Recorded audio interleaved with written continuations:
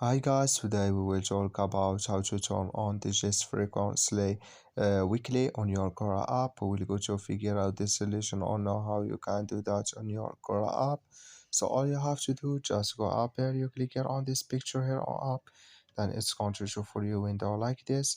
And all you have to do now, so just click here on settings here on down, then it's going to take you here in this window.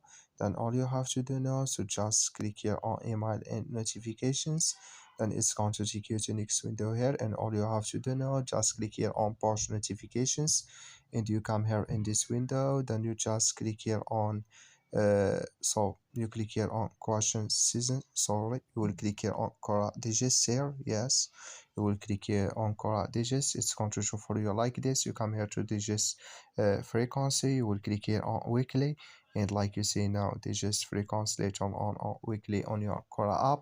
I wish you know I get it. That's all, so just follow this ways and it's going to work with you. Thank you for your watching. Don't forget to support us by liking, subscribe.